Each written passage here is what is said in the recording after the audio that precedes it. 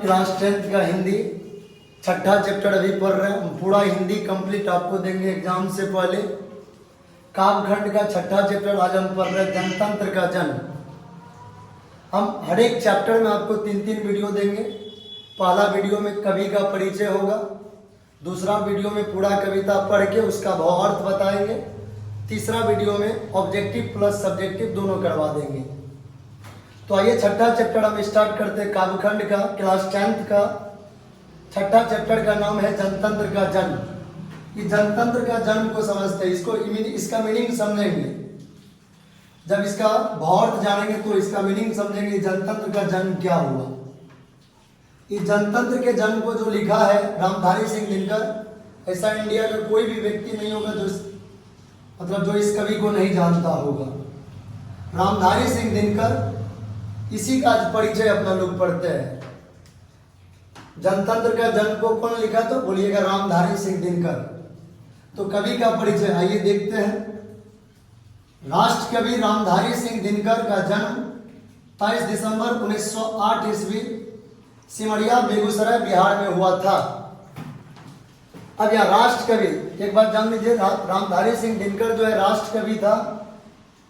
राष्ट्र कवि रामधारी सिंह दिनकर का जन्म 22 दिसंबर 1908 ईस्वी, केवल आप ईस्वी याद रखिएगा, डेट नहीं पूछता है।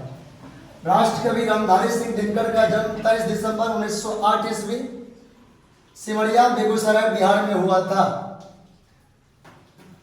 और इसका निधन, मृत्यु जो इसका हुआ था 24 अप्रैल 1974 ईस्वी को हुआ था। और रामधारी सिंह दिनकर का मां का नाम मनरूप देवी, पिता का नाम रवि सिंह था। प्रारंभिक शिक्षा रामधारी सिंह दिनकर जो है प्रारंभिक शिक्षा गांव और उसके आसपास किया था। 1928 ईस्वी में मोकामा घाट रेलवे स्कूल से मैट्रिक और 1932 ईस्वी में पटना कॉलेज से इतिहास में बीए किया था। बिहार विश्वविद्यालय में हिंदी के प्रोफेसर एवं भागलपुर विश्वविद्यालय में उपकुलपति के पद पर रहे। दिनकर जी जितने बड़े कवि थे उतने ही समर्थ गद्यकार भी थे। रामधारी सिंह दिनकर के बारे में जानिए। सबसे पहले रामधारी सिंह दिनकर कौन था तो एक राष्ट्र कवि था। रामधारी सिंह दिनकर का जन्म 23 दिसंबर 1908 ईस्वी को सिमरिया बेगूसराय बिहार में हुआ था। इसका मां का नाम मनरूप देवी और पिता का नाम रवि सिंह था। और प्रारंभिक शिक्षा पूछेगा रामधारी सिंह दिनकर कहाँ लिया था तो गांव और उसके आसपास के शहरों, छोटे शहरों में लिया था। 1928 ईस्वी में मोकामा घाट रेलवे स्कूल से मैट्रिक और 1932 ईस्वी में पटना कॉलेज से इतिहास में बीए किया था। बिहार विश्वविद्यालय में हिंदी के प्रोफेसर एवं भागलपुर विश्वविद्यालय के उपकुलपति के पद पर भी रहे थे। दिनकर जी जितने बड़े कवि थे उतने ही समर्थ गद्यकार भी थे। और आइए देखते रामधारी सिंह दिनकर का प्रमुख कृतियां कौन कौन है।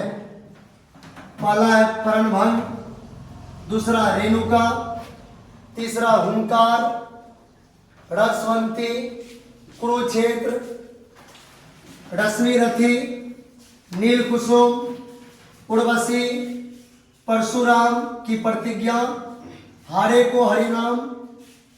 और इसका गद्य कृतियां कौन कौन था। मिट्टी की ओर, अर्धनारीश्वरी, संस्कृति के 4 अध्याय, कविता की खोज और दिनकर की डायरी, इसका गद्य कृतियां था।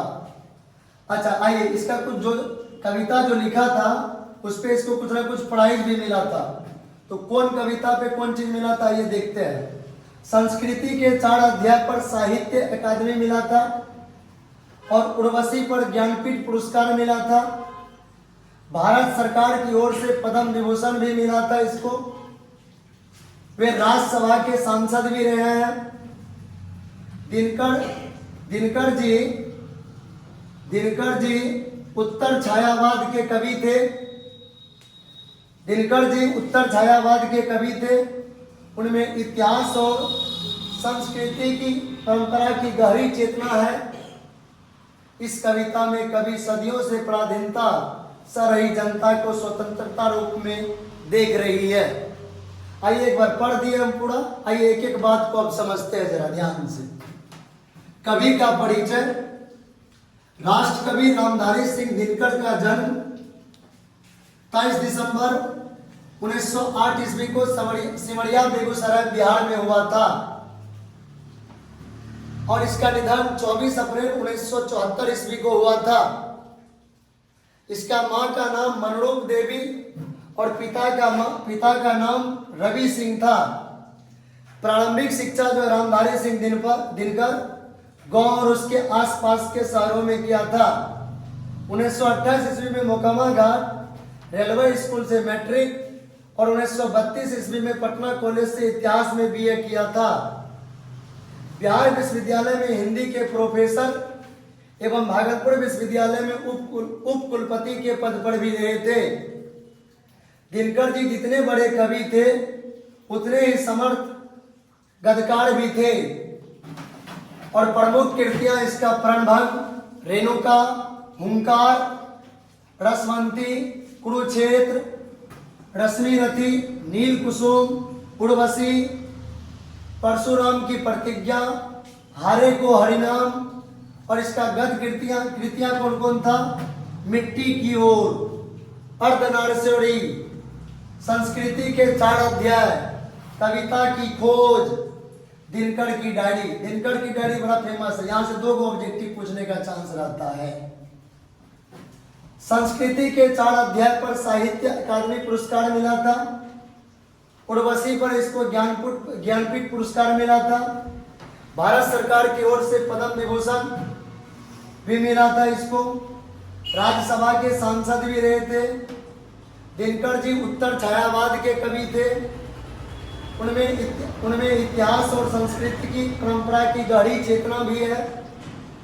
इस कविता में कवि सदियों से पराधीनता सह रही जनता को स्वतंत्रता रूप में देख रही है। पराधीनता का मतलब कौन सी? गुलाम बना के जो का, मान लीजिए पहले 1947 में देश आजाद हुआ, उससे पहले अंग्रेज शासन चलता था। अंग्रेज क्या करता था कि जनता पे अधिकार अपना जमा के रखता था, जनता का चलने नहीं देता था।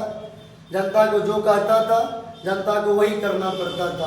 पराधीनता का मतलब हुआ जनता का आजाद के बारे में। जनता का आजाद का मतलब जनता को स्वतंत्र रूप में देखना चाहता था।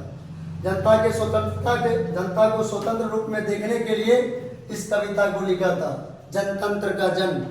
इसका राइटर का नाम है राष्ट्र कवि रामधारी सिंह दिनकर। तो आज इसका कवि का परिचय बता दिए। कल इस कविता को कल का वीडियो में इस कविता को पूरा पढ़ के सुनाएंगे, एक एक वर्ड का मीनिंग बताएंगे, परसों ऑब्जेक्टिव। तो आज के लिए बस इतना ही। धन्यवाद। स्क्रीनशॉट ले लीजिएगा।